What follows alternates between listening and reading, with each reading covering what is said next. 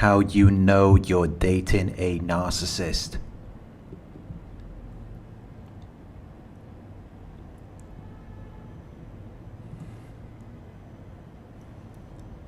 You will know that you're dating a narcissist because they will pull you into their fun house.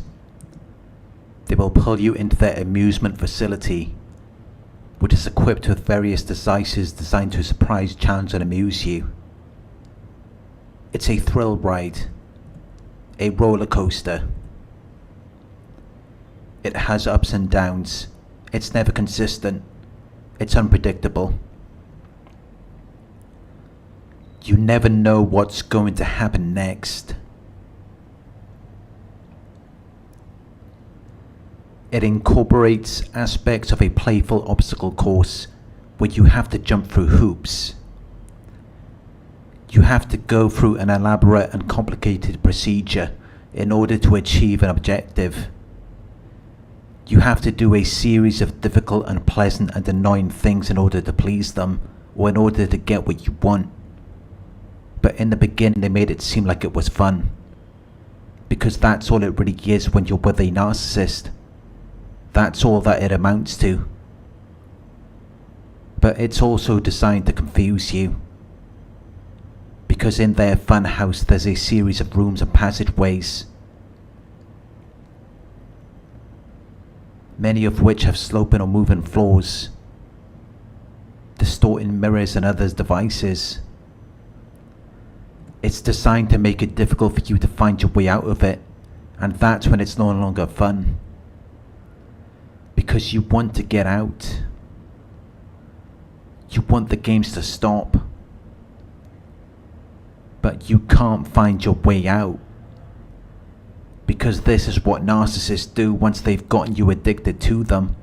And it can be difficult to tell if you're actually dealing with a narcissist, because they will mirror other people. They will play the victim.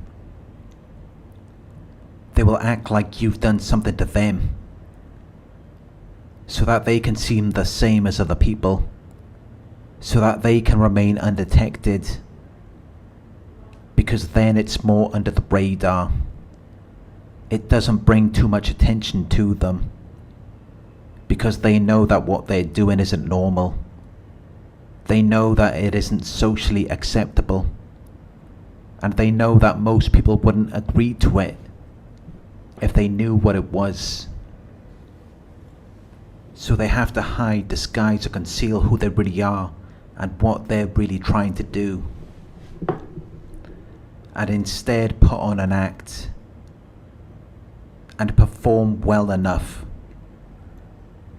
so that it's still effective.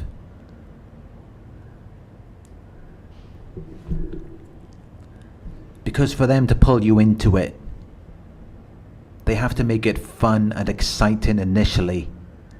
They have to use future faking. They have to use a detailed vision of the future to facilitate the bonding and connection. They keep you hooked by making the kinds of future promises you want to hear, whether it's marriage or having children, or even just traveling together. But they will always hold you off.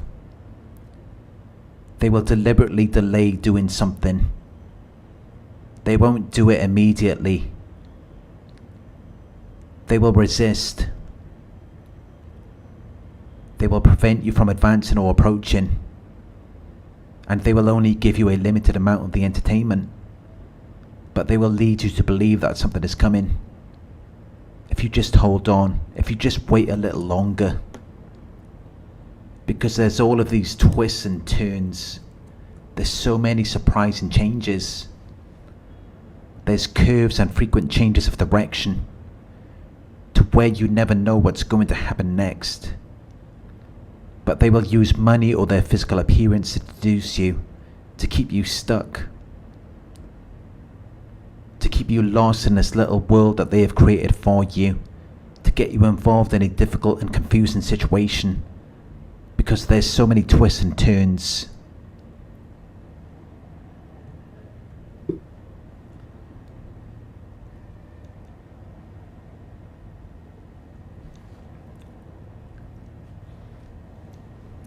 They get you caught up initially by giving you something that you like. They stand out by doing things that most people wouldn't do.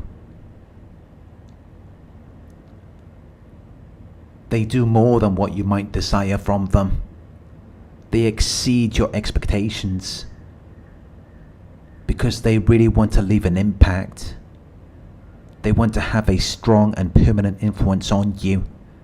And you may be fine with that in the beginning because you don't realize what you're being pulled into. Because in the beginning it's fun, you're having a good time, they're not doing anything bad. But then when it finally happens, you don't see it, because as time goes by, they stop doing the things that they used to do.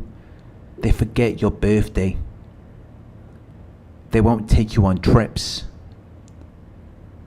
But in the beginning, they put in so much effort, and they make it seem like it was real. So that's what pulled you in. That's what got you lost in their world. And once they know they've got you locked in there, they flee. They clear out and depart quickly. They leave you there by yourself. Because they change up on the things that they were doing for you before. And they start demanding things from you. But they're always demanding things that they're not even giving to you. They want your love and emotion. But they don't want to commit. They just want your soul. And you never expected it to be like this. If you had known, you would never have gotten involved with them in the first place. So now you want to leave. Because you realize that things aren't as they appear. But when you've got one foot out the door, that's when the narcissist will love you the most. That's when they will bring back the false character. Because they can see that they're scaring you. They can see that you see that something's not right. They know that their behaviors are disagreeable and unpleasant. They know that it made you want to pull away.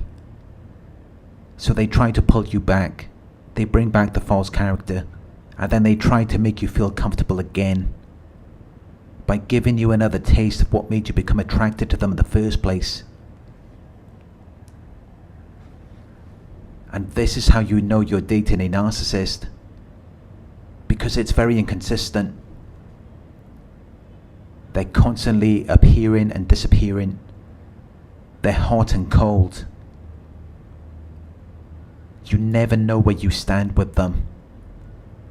Because they love you one minute and hate you the next. But you got pulled into it because it was fun in the beginning.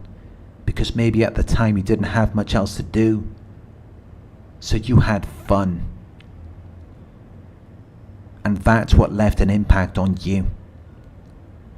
Because while they were being fake, it was a real experience for you. But you need to recognize that they have an agenda. They have different motives which are very different from who they're pretending to be. Because that's who they really are. They're crazy. They're full of problems. Because they were really trying to play you.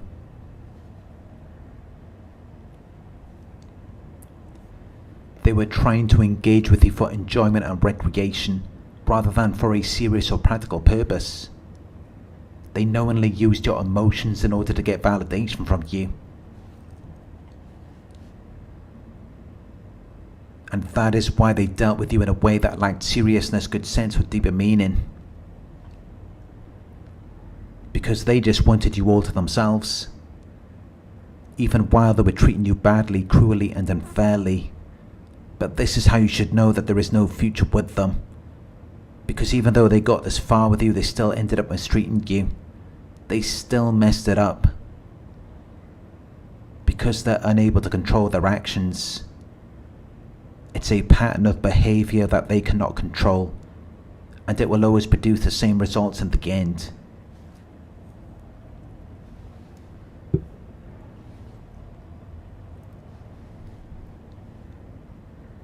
Thank you for watching. If you found this video helpful, please give it a thumbs up. Share your thoughts in the comment section. Hit the subscribe button to receive the notifications. If you would like to support the channel, you can donate at paypal.me/narcsurvivor. You could book a one-on-one with me on my website. It's narcsurvivor.co.uk. Thank you for watching, and I'll talk to you soon.